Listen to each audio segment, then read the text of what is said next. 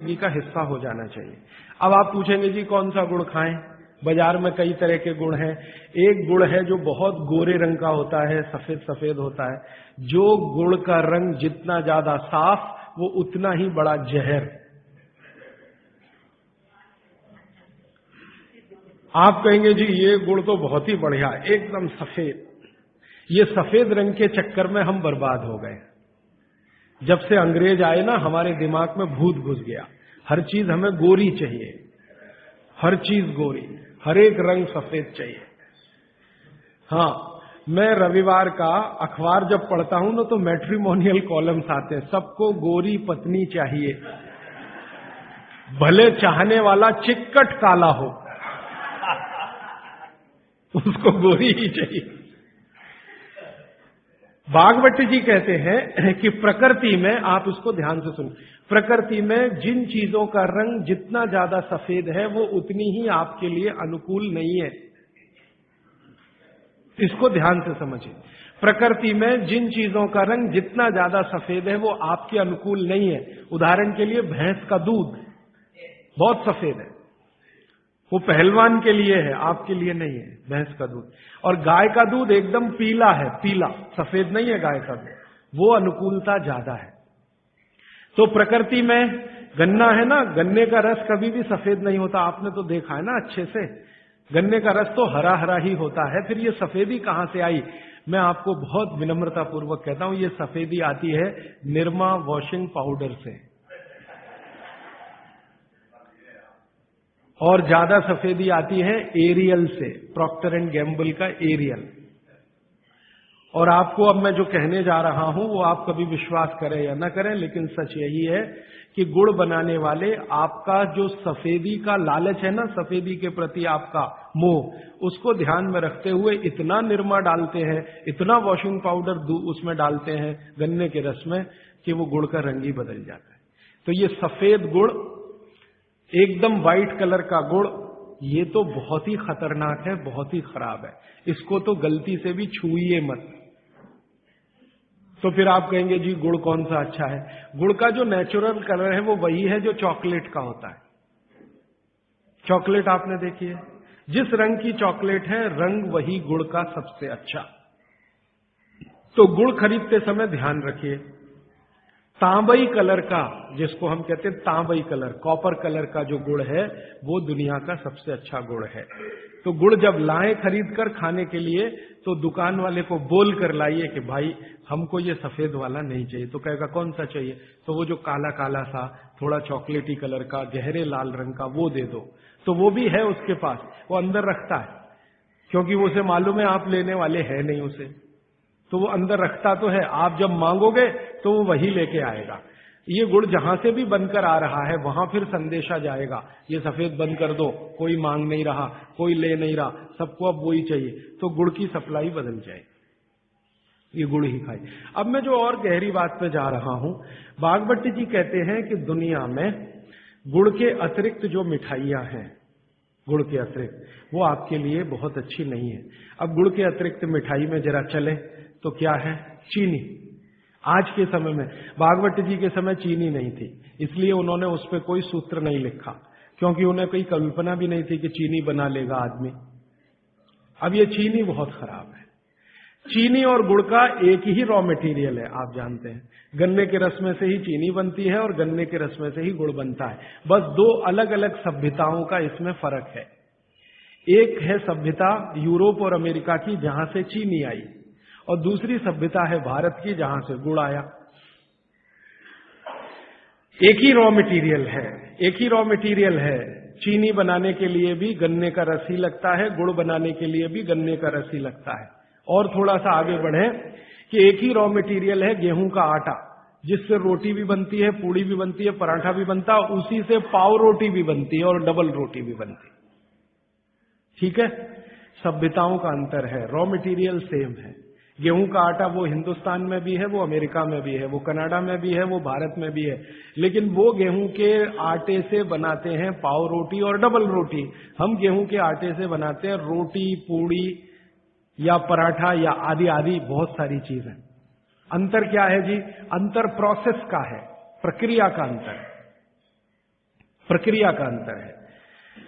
Raw material same है, and product भी same है, खाए जाने के लिए बन रहा है, लेकिन प्रक्रिया अलग अलग है।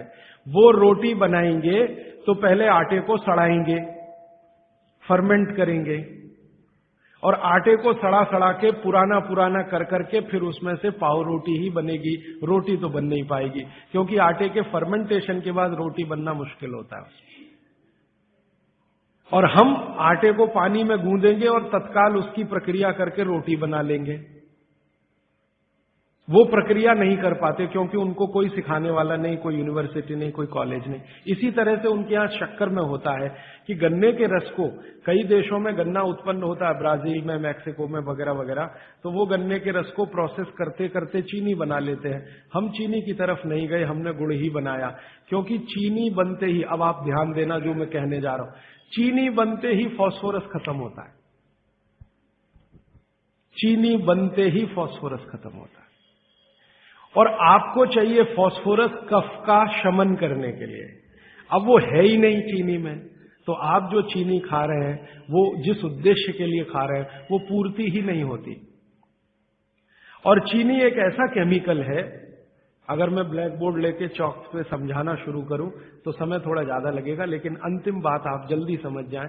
चीनी जब आपके शरीर में जाती है और ये टूटती है, हर चीज अंदर जाके टूटती है, माने पचती है, तो इसके सबसे अंत में जो बनता है वो एसिड है। और गुड़ जब शरीर में जाता है और टूटता है तो इसके सबसे अंत में जो बनता है वो क्षार है। अब मैंने आपसे थोड़े दिन पहले कहा था, पता नहीं याद है कि नहीं, पेट में हमेशा अम्ल है, ठीक है। अब पेट में तो अम्ल पहले से है ही, प्रकृति का दिया हुआ। आपने चीनी खाई, चीनी में से भी अम्ल ही निकला, तो अम्ल तो बढ़ गया ना जरूरत से ज्यादा। और ये बढ़ा हुआ अम्ल अगर पेट में आपके है तो ये खून में भी जाएगा, आप इसे रोक नहीं सकते, क्योंकि पेट में जो है वो खून में भी जाएगा। और खून में अम्ल बढ़ता ही गया। रोज आपने 1 चम्मच चीनी खाई, 2 चम्मच चीनी खाई, 3 चम्मच चीनी खाई, हर दिन उसमें से अम्ल निकल रहा है, और पेट का अम्ल भी उसमें जुड़ रहा है, फिर निकल रहा है, फिर जुड़ रहा है, फिर निकल रहा है। फिर 10 साल का हिसाब निकालो, 20 साल का निकालो, 30 साल का निकालो, आपका दिमाग घूम जाए। रोज का अगर 2 चम्मच चीनी का हिसाब जोड़ो, वैसे तो जो 2 चम्मच से ज्यादा ही रहती है एक आदमी की जिंदगी में चीनी। दूध में भी चीनी लेते हैं, चाय में भी चीनी लेते हैं, 2 चम्मच रोज की। 2 चम्मच माने हो गई लगभग 10 ग्राम के आसपास। तो 10 ग्राम चीनी रोज की, 1 साल में कितनी, 10 साल में कितनी, 30 साल में कितनी, 40 साल में कितनी, हिसाब निकालोगे ना तो मरते समय तक 1 बोरा चीनी तो कोई भी खा लेता है, 100 किलो तक। अब इतनी चीनी खा के जो एसिड बनेगा वो कहां जाएगा? बेचारा आपका किडनी जितना निकाल सकता है वो निकालने की कोशिश करेगा, लेकिन सब नहीं निकाल पाया, तो ये रक्त में ही रहेगा। और यही एसिड है जो वात के रोग आपको पैदा करेगा। तो इसलिए चीनी और गुड़ एक ही चीज में से बनने वाली 2 मीठी वस्तुएं हैं, लेकिन गुड़ में क्या है, गुड़ जब आप खाएंगे, फास्फोरस किसी भी चीज में रहे क्षारपन ही रखता है वो उस चीज को, माने उसमें एल्कलाइन की प्रॉपर्टी ही रहती है। तो गुड़ कितना भी खाएंगे क्षार ही बनेगा, और वो क्षार पेट के अम्ल को बैलेंस करता रहेगा, तो पेट की अम्लता बढ़ने नहीं पाएगी, तो जिंदगी आपकी सुखद और निरोगी होती जाएगी। अब इसको और एक तरीके से समझाता हूं। गुड़ और चीनी पे जब हमने एक्सपेरिमेंट किए तो पता चला चीनी को पचाने के लिए पूरे शरीर को वैसी ही ताकत लगानी पड़ती है जैसी ठंडे पानी को पचाने के लिए लगती है। पूरा शरीर झुक जाता है, तब चीनी जाके पचती है, और सबसे देर में पचती है। आपने जो दाल खाई है वो पच जाएगी, गेहूं पच जाएगा, चना पच जाएगा, मटर पच जाएगी, चीनी सबसे अंत में जाके पचेगी, और उसको पचाना पड़ता है। लेकिन गुड़ दुनिया में ऐसी अद्भुत चीज है जो बनाई हिंदुस्तानियों ने, कि गुड़ सबको पचा देता है। गुड़ तो सब चीज को पचा देता है, चीनी को पचाना पड़ता है। मेरी बात समझ में आ रही है आपको? गुड़ हर चीज को पचा देगा, खुद ताकत लगा देगा। आपने गुड़ के साथ कुछ भी खाया है वो सब चीजें गुड़ पचा देगा, लेकिन चीनी को पचने के लिए पूरी ताकत लगती है। तो चीनी जब पचेगी तो दूसरी चीजों को तकलीफ कर देती है। तो इसलिए बेहतरीन है कि गुड़ खाइए, जिंदगी भर कफ के रोग आपको नहीं आएंगे। फिर अंत में वही सवाल, मिलता नहीं जी, ये रोना बंद कर दीजिए। दुनिया में हर चीज मिलती है, जहर भी है, अमृत भी है, आपको क्या चाहिए? और आज की दुनिया है ना, आज की दुनिया माने आज का मार्केट, माने आज की इकोनॉमिक्स, वो बायर्स इकोनॉमिक्स है, कंज्यूमर्स इकोनॉमिक्स है। बायर्स मार्केट है, कंज्यूमर मार्केट है। माने जो ग्राहक मांग करेगा वही चीज बाजार में टिकेगी, ग्राहक मांग ही नहीं करेगा तो वो टिकने वाली ही नहीं है। तो आप मांग करना शुरू करो, जी गुड़ चाहिए, गुड़ चाहिए, गुड़ चाहिए, तो आप में से ही कई लोग खड़े हो जाएंगे, बोलो कितना चाहिए। मैं कोल्हापुर जाके आता हूं, गुड़ वाले से बात करके आता हूं, हमारा गुड़ जो है हमें सफेद नहीं चाहिए, हमें तो वो वाला गुड़ चाहिए जो काला का। कोई कहेगा मैं बिहार जाके आता हूं, गुड़ वाले से बात। जहां जहां गुड़ बनने के बड़े केंद्र हैं, बिहार बहुत बड़ा केंद्र है, गन्ना होता है, कर्नाटक में बहुत गन्ना है, महाराष्ट्र तो गन्ने का सबसे बड़ा केंद्र है हिंदुस्तान में। आपका महाराष्ट्र आपके बॉर्डर पे ही है, आंध्र प्रदेश में बहुत गन्ना है, तमिलनाडु में भी गन्ना है, कई इलाके तमिलनाडु में गन्ने के। जहां जहां गन्ना होता है वहां गुड़ बन सकता है। आप गुड़ बनाने वाले को बस संपर्क कर लीजिए कि देख भाई, तू इसमें वॉशिंग पाउडर मत डालना, तू इसमें वॉशिंग पाउडर मत डालना, लगे तो 2 रुपए किलो ज्यादा ले लेना। तो वो जो 2 रुपए किलो का लालच है वो ही उसको ईमानदार बना देगा। आप ले लो उससे। वो कहता है जी मेरा गुड़ 15 रुपए किलो, आपको मैं 17 रुपए किलो ले लूंगा, तुम इसमें ये जहर मत डालना। और वो 2 रुपए किलो आपने जो ज्यादा दिया वो जिंदगी के लिए कोई घटिया सौदा नहीं है, बहुत फायदे का सौदा है। तो गुड़ बनाने वाले इस देश में आज भी हजारों की, लाखों की संख्या में है, गांव गांव में है। आप उनसे संपर्क कर लीजिए और कोई एक गुड़ का केंद्र ही शुरू कर दीजिए। आपके आपस में सब लोगों को, जितने कम से कम 500-700 लोग यहां बैठे हैं, इतने घरों के लिए गुड़ आ सकता है, जरूरत के हिसाब से आपको उपलब्ध हो सकता है।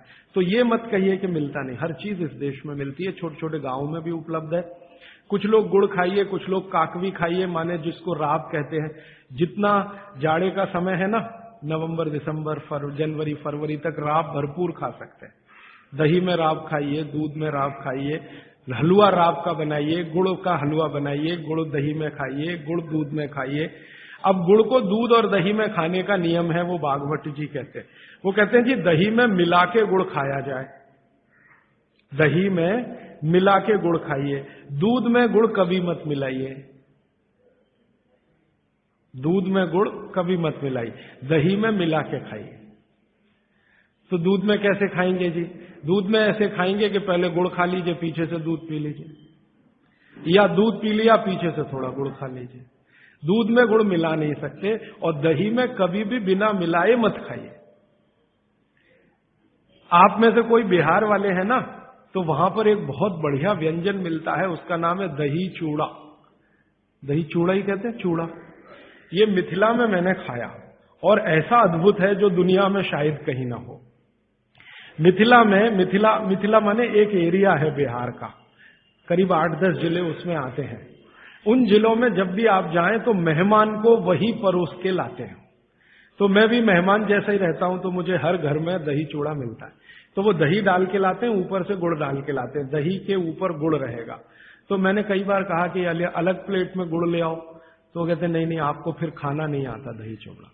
तो पहले मुझे सच में नहीं मालूम था। अब जब ये मुझे पता चला बागभट्ट चिकित्सा का, तब मेरी अकल में आया कि वो सब बागभट्ट के चेले हैं, दही में गुड़ मिला के पहले से ही चिवड़ा पे रख के लाते।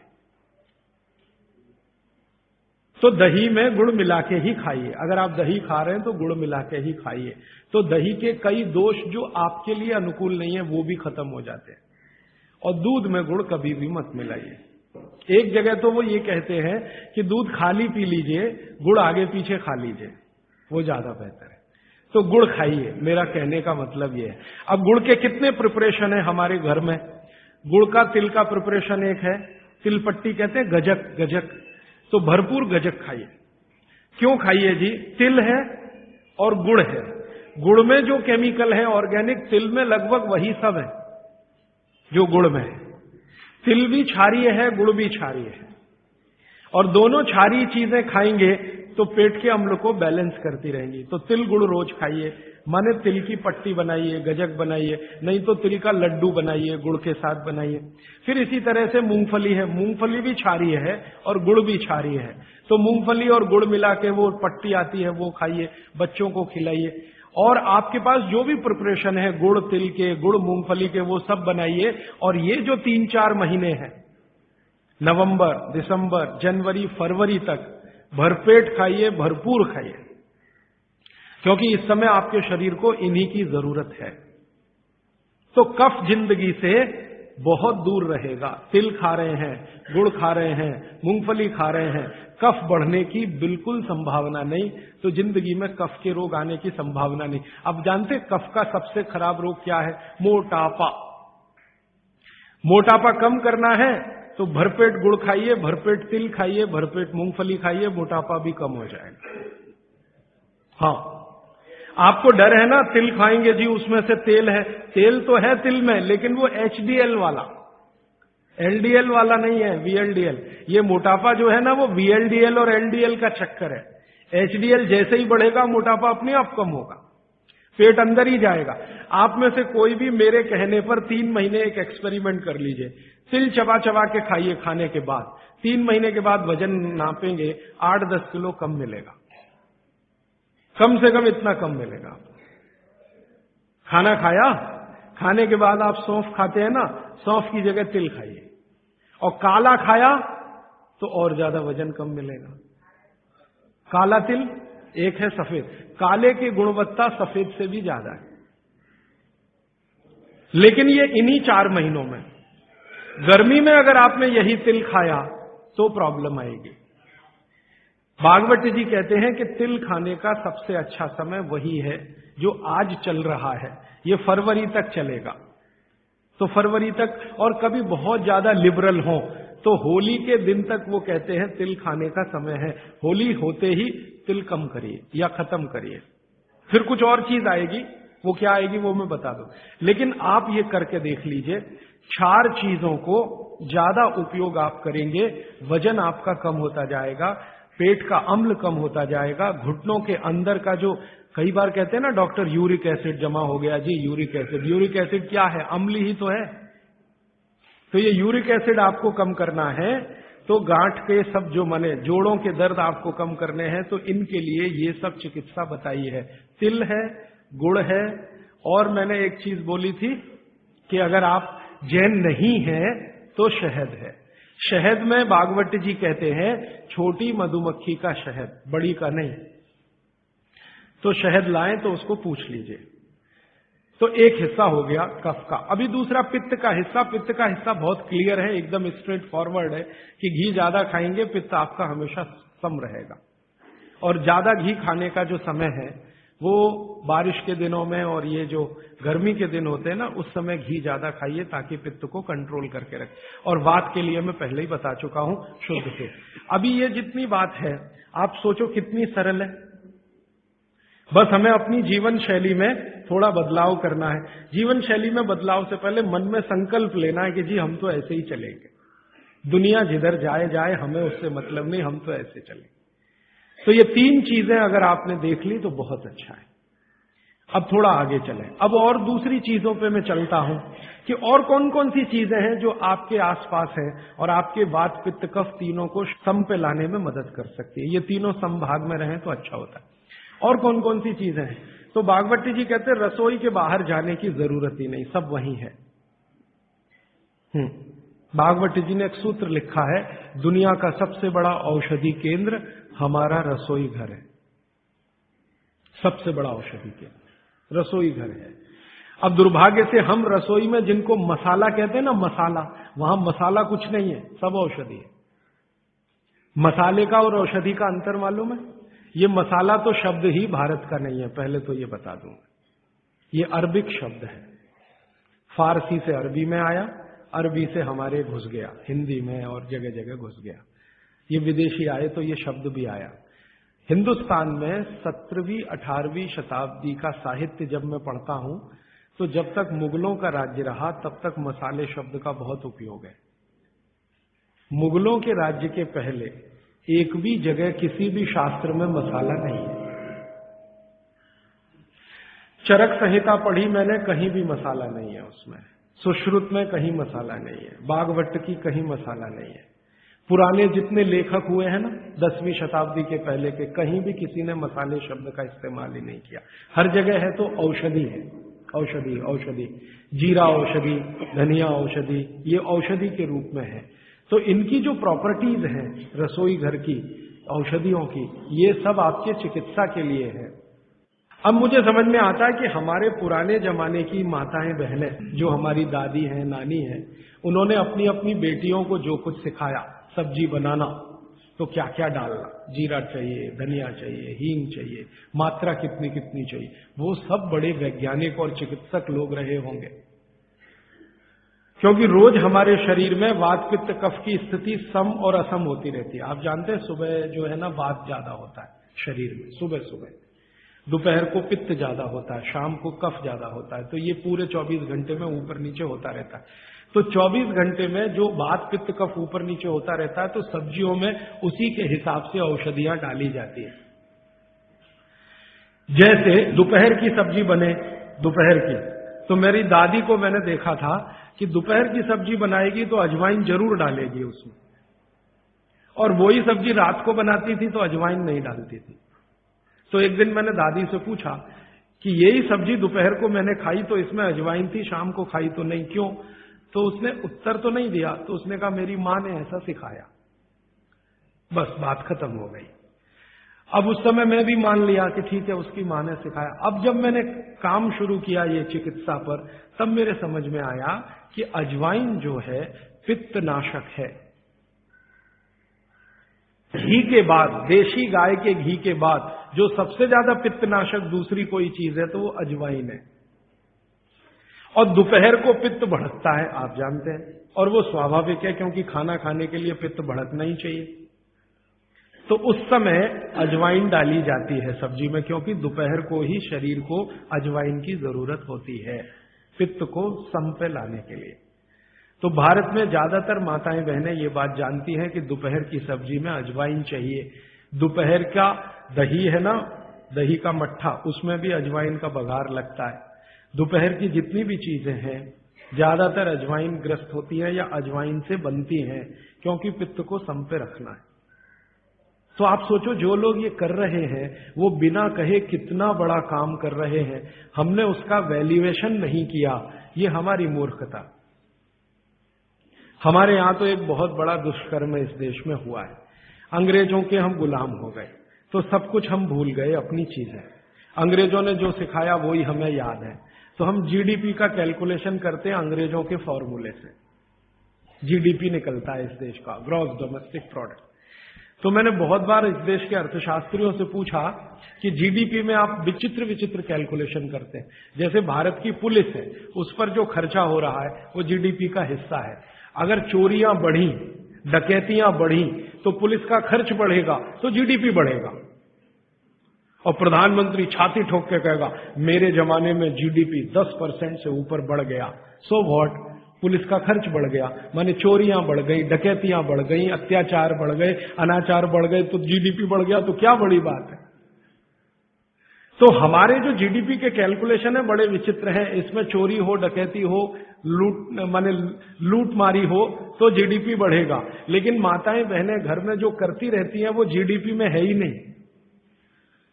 कैलकुलेशन ही नहीं है उसका। भारत सरकार कोई कैलकुलेशन नहीं करती कि किसी माँ ने 1 किलो पापड़ बना दिए तो जीडीपी बढ़ा कि नहीं। तो कहते हैं जी मालूम नहीं बढ़ा कि नहीं बढ़ा, क्योंकि कैलकुलेशन नहीं है। किसी माँ ने दाल की बड़ी बना दी, 5 किलो दाल की, तो जीडीपी बढ़ा कि नहीं बढ़ा। आपका मन क्या कहता है, बुद्धि क्या कहती है, बढ़ा कि नहीं बढ़ा। किसी ने बड़ी बना दी, किसी ने पापड़ बना दिए, किसी ने कुछ बना दिया, किसी ने गोंद के लड्डू बना दिए, किसी ने मावे का कुछ बना दिया, तो जीडीपी तो बढ़ ही रहा है, लेकिन हम कैलकुलेट नहीं कर रहे हैं उसको, क्योंकि अंग्रेजों के यहां महिलाओं का किया हुआ काम महत्व का नहीं माना जाता। अंग्रेजों के यहां ये जो अंग्रेज जात है ना दुनिया में, ये महिलाओं के किए हुए काम को काम ही नहीं मानती। आपको मालूम है 2000 साल यूरोप में महिलाओं को पुरुषों से हमेशा कम वेतन मिलता रहा, और आज भी है ये कई देशों में। वो मानते ही नहीं कि इनका कोई काम है। क्यों? वो महिलाओं में आत्मा नहीं मानते। हाँ, यूरोप का सबसे बड़ा दार्शनिक है प्लेटो, वो कहता है कि स्त्रियों में आत्मा ही नहीं होती। आत्मा सिर्फ पुरुषों में होती है, तो स्त्री जो करे वो बेकार है, पुरुष जो करे वही अच्छा है। तो उनके यहां से ये कैलकुलेशन हमारे यहां आ गया कि स्त्री कुछ भी करे तो काम ही का नहीं। तो अंग्रेजों का 200-250 साल जो राज चल गया उसमें हम सबके दिमाग खत्म हो गए, सोचना विचारना बंद हो गया, तो हमने भी वही मान लिया। मैं अब इसको बदलना चाहता हूं और मैं ये समझना चाहता हूं और समझाना चाहता हूं कि स्त्रियां जो कर रही हैं वो किसी डॉक्टर से कम नहीं है। बस अंतर इतना है कि डॉक्टर को आप फीस देकर उससे एडवाइस ले रहे हैं, हमारी दादी नानी फोकट में वही एडवाइस दे रही है, धनिया खाओ, जीरा खाओ और ये अजवाइन खाओ, आपके पेट की गैस खत्म हो जाएगी। और ये 3500 साल से वैसे का वैसा ही है, अजवाइन खाओ तो गैस खत्म होती ही है। कभी भी आप करके देख लो। आप में से किसी को भी बहुत गैस बनती हो, पेट में एसिडिटी की तकलीफ हो, आज से शुरू कर दो। आप खाना खाया तो उसमें ध्यान रखो अजवाइन ज्यादा रहे, दाल में, सब्जी में, वगैरह वगैरह। और अगर नहीं कर पा रहे हैं तो खाना खत्म करते ही थोड़ी अजवाइन खा लो। अजवाइन ज्यादा तकलीफ ना कर दे, उसका बैलेंस है काले नमक के साथ, तो थोड़ा अजवाइन और काला नमक मिला के हर खाने के बाद खा के देख लो। 3 दिन में ना आपकी गैस बंद हो तो आप जो कहो मैं हारने को तैयार। ये गारंटी मैं नहीं दे रहा हूं, ये गारंटी अजवाइन दे रही है, मेरी गारंटी नहीं है, अजवाइन की गारंटी है। तो वो कहते हैं बागवट जी कि पित्त को सम रखने के लिए हमारे रसोई में घी के बाद जो दूसरी चीज है वो है अजवाइन। अब तीसरी चीज पे आते हैं। पित्त को सम रखने के लिए अजवाइन के बाद जो तीसरी चीज अपने रसोई में है वो है जीरा। जीरा 2 तरह का है, एक सफेद और एक काला, है ना। काला जीरा सफेद से भी अच्छा है। आप एक नियम ध्यान रख लो, मैंने आपसे कल कहा था, जिस चीज का रंग जितना गहरा वो उतनी ही अच्छी, भगवान की बनाई हुई, मनुष्य की नहीं।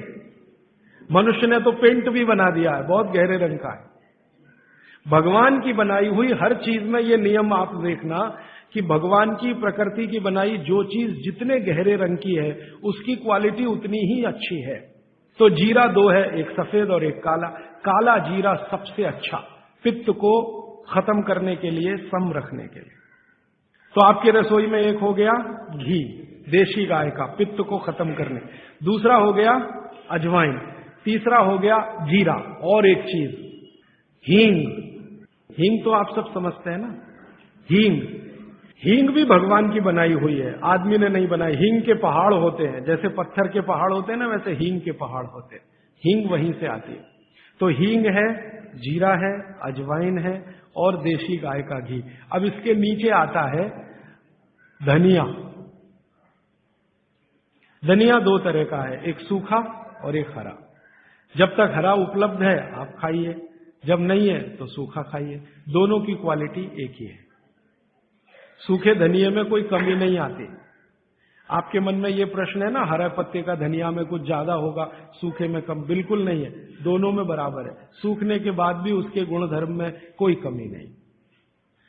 अब ऐसी पूरी लिस्ट है, मैंने तो आपको 5-7 बता दिया पित्त को कम करने के लिए क्या क्या। आपको पूरी लिस्ट है तो 108 है। 108 पित्त को खत्म करने के लिए रसोई में 108 चीजें हैं। वो पूरी लिस्ट देखनी है तो वो किताब है, आप ले लेना। एक स्वदेशी चिकित्सा किताब हमने बनाई है और एक बनाई है गंभीर रोगों की चिकित्सा, इसमें ये सूची है। और थोड़ी सी अष्टांग हृदयम के भाग 3 में भी है, भाग 2 में भी है, थोड़ी थोड़ी है। थोड़ा आगे बढ़े, कफ की सूची मैंने बताई आपको। कफ में सबसे अच्छी चीज है गुड़। गुड़ के बाद दूसरे नंबर पर है शहद। जैन है तो शहद मत खाइए, ये मेरी भी विनती है आपको, क्योंकि नहीं तो मैं पाप का भागीदार बनूंगा जो आपसे कहूं कि शहद खाओ, और मुझे तो मोक्ष में जाना है, तो पाप की गठरी क्यों ला दूं। तो आप जैन है तो बिल्कुल शहद मत खाइए। अजैन है माने जैन नहीं है तो आप कोशिश करिए कम से कम खाएं, ना खाएं तो और भी अच्छा, क्योंकि अपने पास शहद का विकल्प है गुड़। जब गुड़ न रहे तब सोचें। इसी तरह कफ को कम करने की और क्या चीज है अपने रसोई में। कफ को कम करने की दूसरी जो सबसे अच्छी चीज बताई भागवत जी ने वो है सौंठ। सौंठ, सौंठ का ही एक दूसरा रूप है अदरक। अदरक से अच्छी है सौंठ। कारण क्या है, अदरक जब सूख जाता है तभी सोंठ बनती है, और अदरक का सूखने के बाद गुण बढ़ जाता है। हाँ, ताजा अदरक है ना, उसका गुण जितना नहीं है, सूखे हुए अदरक माने सोंठ का गुण लगभग 100 गुना बढ़ता है। इसलिए सोंठ अदरक से